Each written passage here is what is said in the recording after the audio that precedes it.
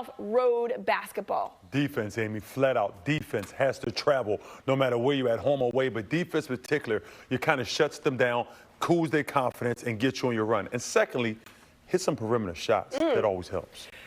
Quick start, you would think, for them as well. They want to go ahead and make sure that they know that the Wizards know they're here to take care of business. Yes, get off to a quick start. You take their confidence away early, and then that momentum just keeps going with you. And if you can start off the game like that, you darn sure can finish that way. Well, you heard from Ben Simmons in our open just a second ago, and he was talking about, listen, I'm here to win.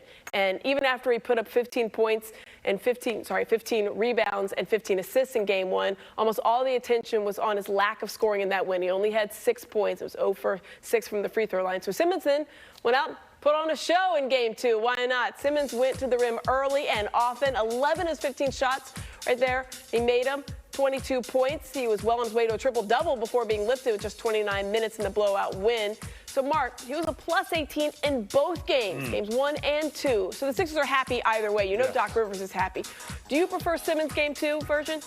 I do, Amy, and the reason why, look, I know we see 15 and 15 from game 1, but you see 22, 9 and 8. Look, 9 and 8 is nothing to sneeze at, and especially 22 points. I want to see Ben Simmons so aggressive that it wears Russell Westbrook down. And we know he's going to get the points. We know he's going to get the assists. But he sometimes passes up the opportunity to be offensively aggressive because he's so unselfish. But every now and then, I would like to see him selfish and take the game over. Not necessarily points, but I know you're big on the number of shots that he takes. Do you think he can consistently take 15 shots in this playoff series? Listen, I don't know if 15 is kind of high for him, but 10 to 12 I'm okay with that. I'm okay for 10 to 12 shots from him because it takes the whole game to shoot that many if you've been. And that means he was aggressive from the start of the game, and he's trying to be that way in the fourth quarter as well. And I think it helps with his confidence and his team confidence knowing he's coming to score. You mentioned it. He's gotten off the hot starts and kind of cooled off sometimes after halftime. Are you seeing a different Ben Simmons as far as being aggressive from the jump and then continuing it through? The second game, yes. I think that's so important that he establishes himself because we need that third score. We need him to be that third score because he plays so fast and he gets downhill that it's so important that it puts those guys on the heel when they heels and it helps everyone else get open shots. You know, after the game two win, Simmons addressed those critics who brought up his 6 points in game one, despite the fact he had 15 rebounds and 15 assists. And the Sixers won. I thought it was just pretty hard to get 15 assists and 15 rebounds in the NBA in the playoffs. I thought that was pretty impressive. And we won. So, I mean, what y'all want? You want to win or I don't know. For me, I'm here to win. And I'm doing what I need to do to help my team win, wherever it is. I'm going to do that every night. So, I mean, I'm not trying to prove anybody wrong or anything like that. I'm going out there to try to do my job and win. I want a championship. Oh, he says he's not trying to prove anybody wrong, but I think he probably tried to prove him wrong just a little bit. He says he's taking what the offense gives him night in and night out, and obviously it's different things. Do you think that's the case? You know, that's the old cliche you hear coaches say, hey, take what the defense give you. But, Amy, sometimes you need to make your own, create your own opportunities. Meaning, okay, they're giving me this, but I don't really want that right now. But I know I can back this little guy down and dominate and dunk on his head. Or forget the offense, get down there. I know that's the easy thing to say. Take the defense give you. You hear coaches yell that a lot. Take what they give you. Yes, but I'm good enough to take what I want. And what I want is to be dominant offensively, to make you fear me, to give you somebody else that you have a game plan for on the offensive end. Doc Rivers has been very praiseworthy of his starting point guard. Do you think maybe even though he says to the media and to all the fans, listen, I think everything he's doing is great. Do you think you talked to him after game one and said, I'm going to need you to be a little bit more offensively aggressive? I think he did. I mean, I know Doc is a winner. He's a champion. He's probably one of the most favorite coaches in NBA history from players' perspective. But he could tell us what we want to hear and what we think is right. But I believe that he wants to say, hey, buddy, you know what? Yeah, I mean, when I mean guys, we need you to get some buckets for us, or at least some attempts. Get your confidence up and just go a little harder and have some fun. That's probably how he told him. In game two, he certainly did that. Ben Simmons is the engine that makes the Sixers squad go. And through 2 games against the Wizards, it's been running on all cylinders, firing perfectly. Sixers followed up 125 points in game one with another 120 points in game two. They shot over 55% in that game two.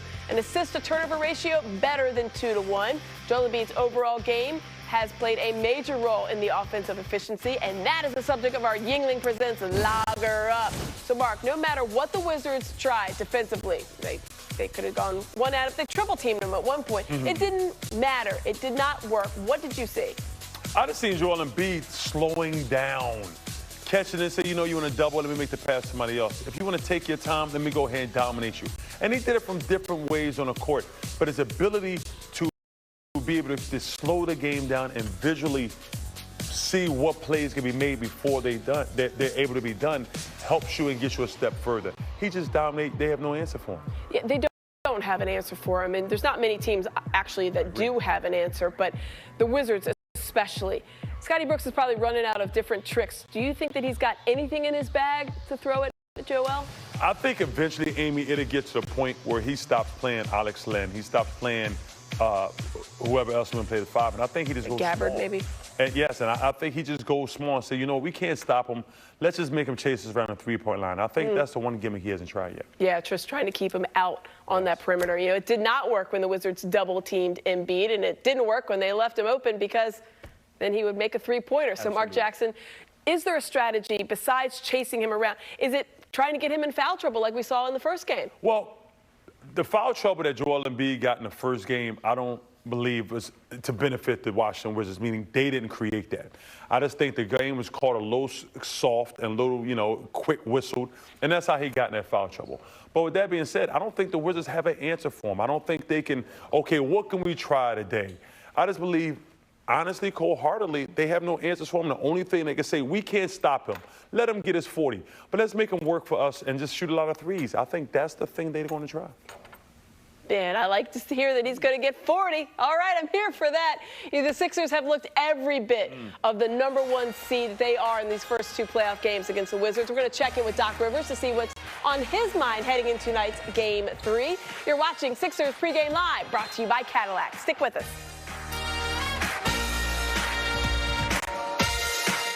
Sixers Pregame Live is presented by Cadillac.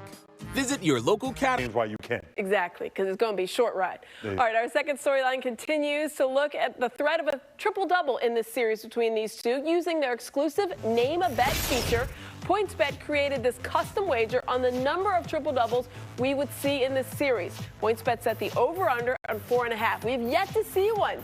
Ben Simmons was so close, 22 points, 9 boards, 8 assists. Of course, he got pulled after 29 minutes because it was a blowout. 23 assists in 2 games for him, though, in this series. Mark, do you think Washington would prefer Simmons try to score rather than being the creator of all the offense? I think they do. Why? Because Ben, we know he's an unselfish guy. That's his character. But when he creates for himself, you know he's creating for a 2-point shot or getting to the free throw line and getting fouled. But when he's creating for the people, you don't know what he's creating. He's creating for somebody to shoot a 2, yes. But most of the time, he's creating shots for Danny Green, Seth Curry, and Furkan Kirkman. So I'm quite sure they would prefer for him to be offensively aggressive and look for other people. Yeah, finding guys on the perimeter, and then you saw how well they shot the 3 in that game, too. Let's recap our storylines for you. PointsBet has the Sixers as 2.5-point favorites in the first half tonight. An $11.50 bet on either team wins $10.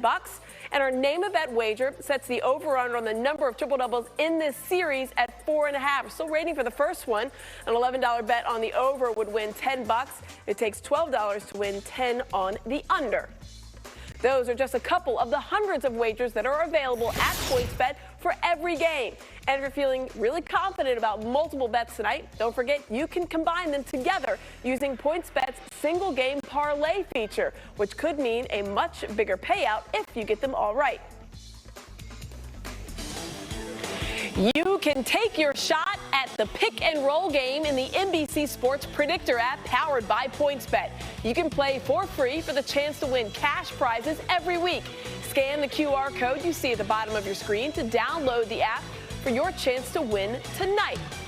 And we're going to play the game ourselves right now. Mark Jackson is going to pick his answer for each question, and then we roll on to the next topic. So the Sixers have scored 100 120 or more points in the first two games of the series. How many points, Mark, will the Sixers score, do you think, in Game 3 tonight? Got a couple options. Oh, listen, Amy, this is going to be a high-scoring game. Sixers going to put a lot of points on the board. We're feeling the Bucks' momentum. They need to get it. This is going to be 124 to 131. All right, another high-scoring one. I like it. All right, the Sixers made 9 three-pointers in Game 2. How many threes are they going to make in Game 3 tonight?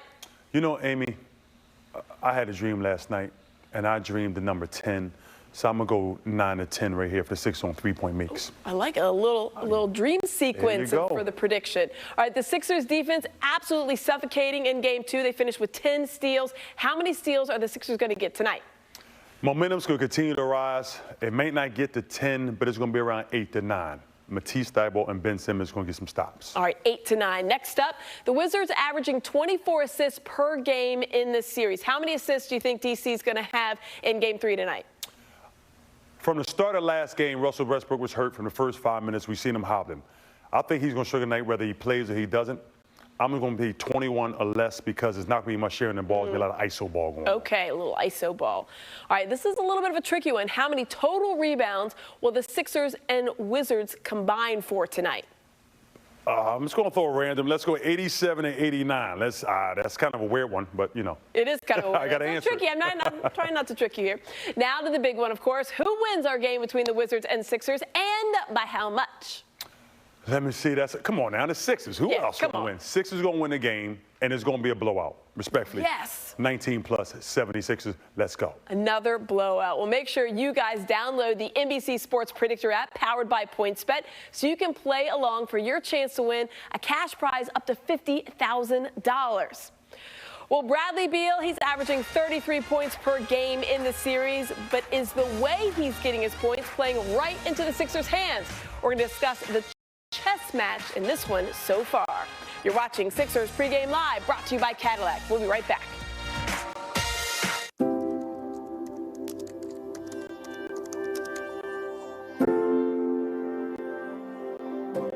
More firepower because it's on their home court, because if they don't get this one, it's pretty much a wrap. Yeah, Amy, look, this is the first time, since, the pandemic that, 11,000 fans will be in the arena, 50% capacity. The players know the type of energy that Sixers fans bought, except one idiot, but the rest of them, what they brought for games 1 and 2. And they need that same type of energy. Listen, I told you, in game 1, listen, the Sixers they got a lot of pieces, right? And the Wizards have to play a near perfect game in game 3. And game 4, to be real honest with you, to avoid getting swept.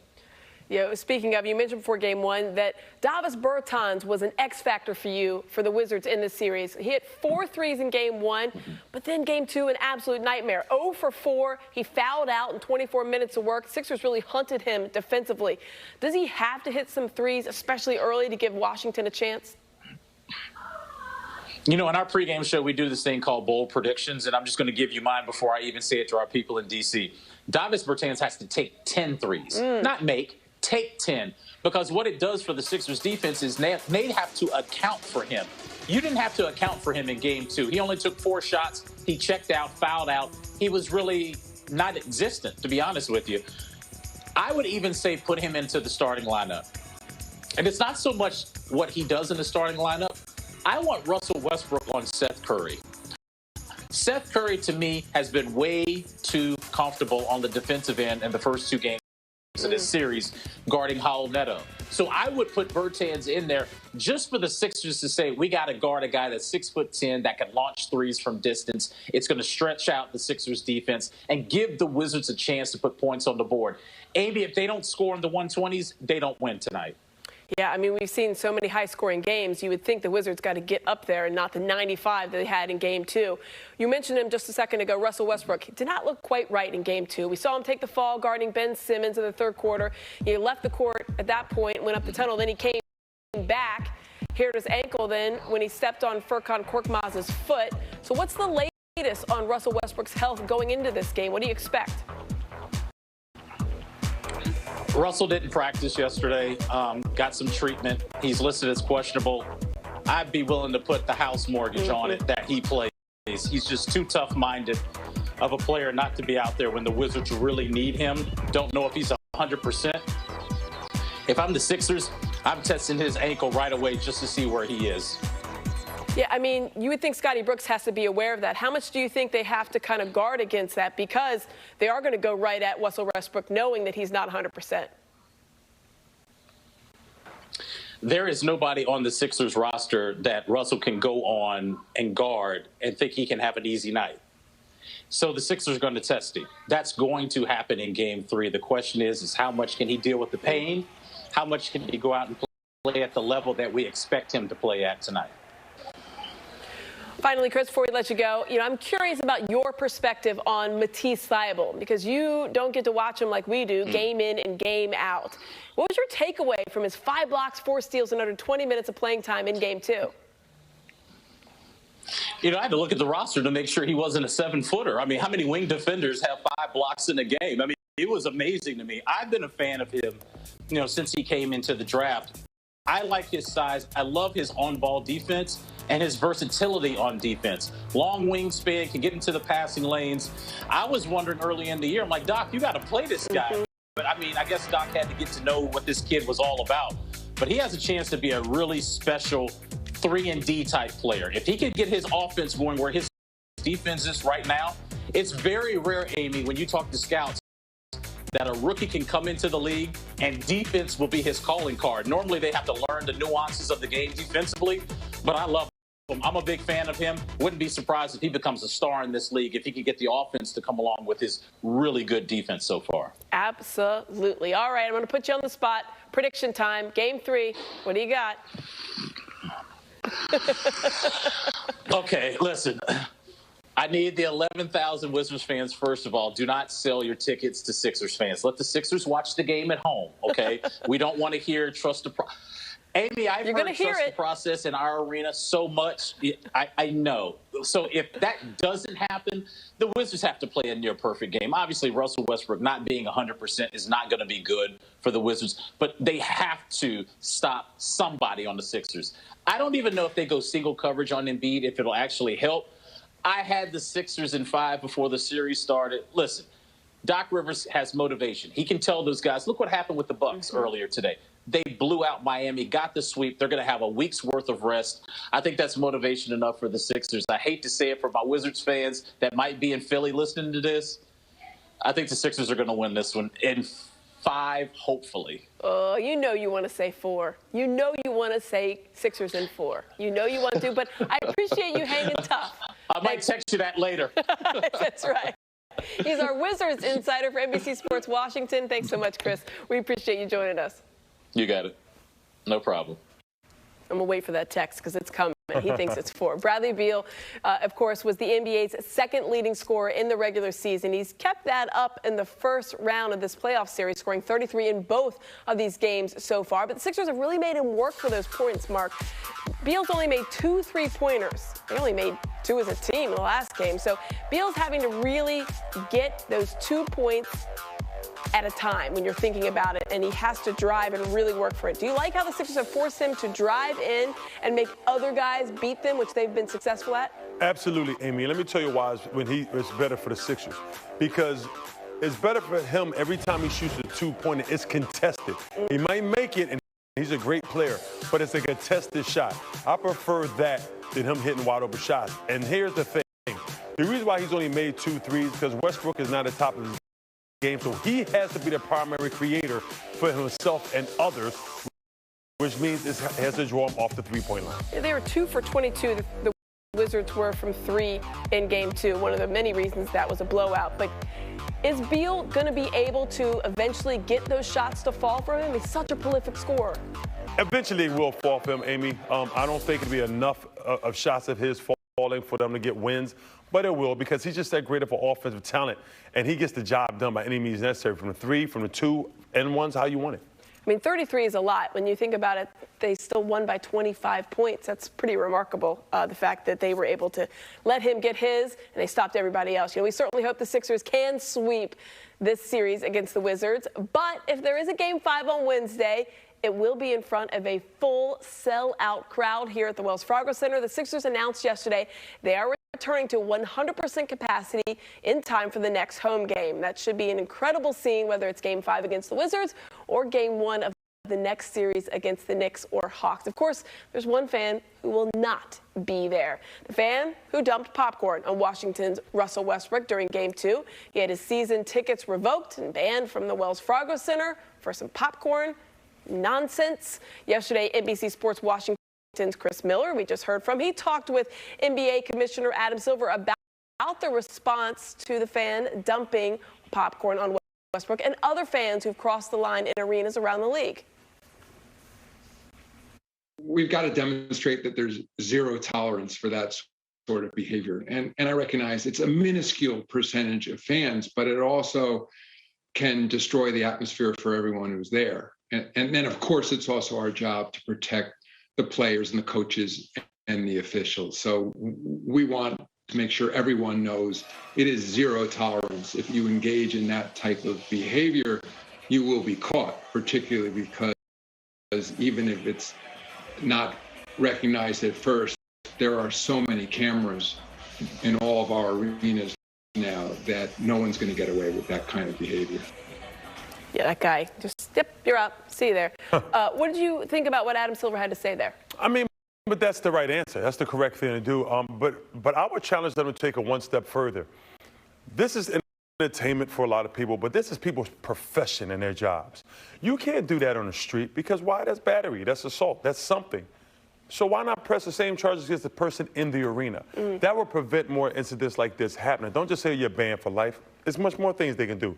But if they get someone on a police record, it might make them consider doing it again. Yeah, it seems that it's disappointing because the fans just got back in the building. You're thinking, exactly. Come on. Exactly. But they won't be there. How excited are you, though, about having a full crowd here? Listen, Amy, I'm just happy to be able to be in the presence of you and be able to do the show and talk NBA. So I know how the fans will feel being able to come in this stadium, to probably the loudest stadium in the entire NBA, and sit in the game and watch it. It's got to be like, we've been waiting a long time, and it's going to make a lot of people smile. Yeah. Not the opposing team, though. That's right. No. We hopefully the first Sixer with double-digit rebounds off the bench in a playoff game since Ersan Ilyasova did it back in 2018. Amy Fudul, Mark Jackson back with you leading up to Game 3, Sixers pregame live. So, Mark, how good was it to see this Sixers bench, and how impressed were you by their performance? You know, Amy, for me, I was so impressed by their performance because I always knew Doc Rivers had a lot of tools in his tool shed with them guys coming off the bench. You need defense, you got Matisse. You need shooting, you got Furkan. You need a veteran leaders that can handle the ball, you got George Hill. For me, to see him have so many different guys contribute. Now, mind you, notice on the list, Shake Milton or George Hill wasn't on that list.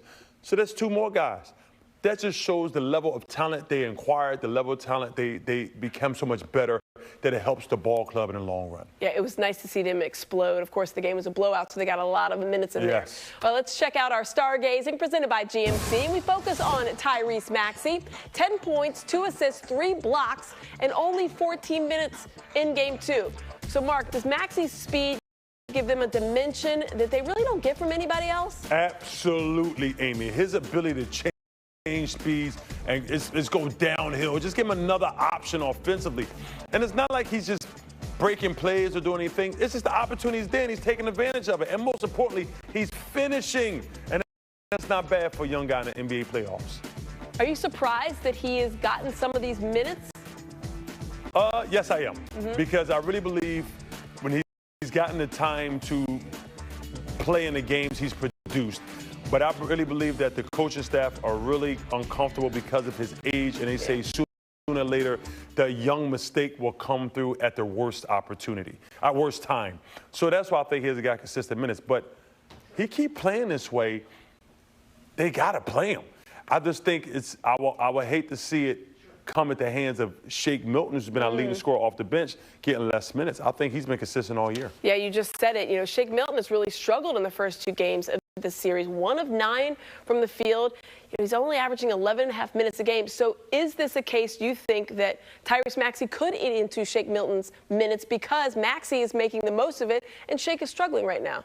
Yes, I believe so. I believe that Shake, confidence is not all there like it was at the beginning of the year and all season. He's second-guessing himself on shots. When you got a guy out there that's second-guessing himself in the heat of the moment, you might think, okay, well, let me get this guy in who's kind of feeling himself right now, feeling his confidence is really rising. Let's get him in, and that's eating into Shake's minutes.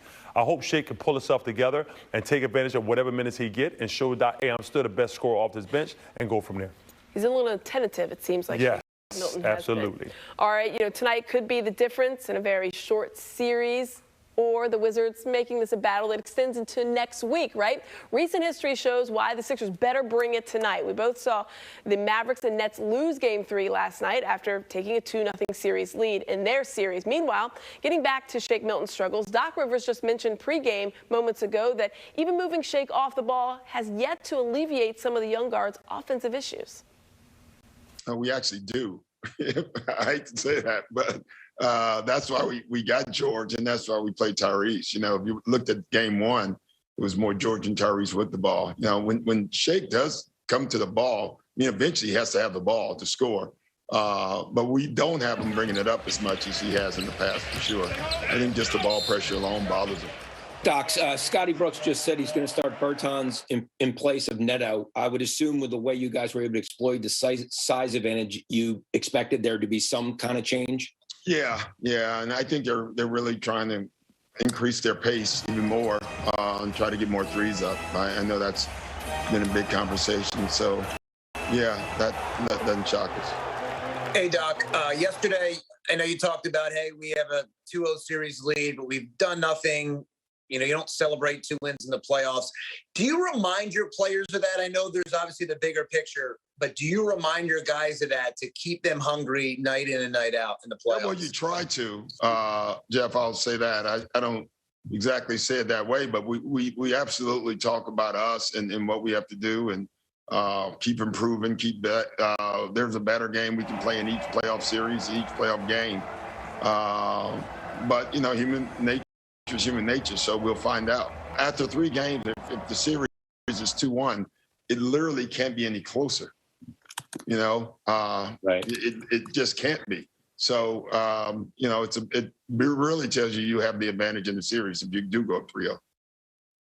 So no surprise, he has probably drilled that into his team. Listen, we got to go up 3-0. How much do you think that they do look around the league and see, like you mentioned, the Heat, they're done already. So the Bucks are cruising right now. The Nets had a little bit of a slip-up, maybe. I mean, of course, Jason Tatum had 50. It's hard to say it's a slip-up. But you don't want to have that backslide into and make it a 2-1 series. When you see another team at home relaxing and just chilling and waiting for you and preparing for you, I'm not saying the Bucks are because Sixers have to go through the Knicks or the Hawks. It kind of like it puts more pressure on you. It gives you anxiety, like, man, we got to keep playing what they've done. So that's fine. Take care of yourself. Get the job done. Where you can rest, you can prepare for the next team, you can work on things. Guys can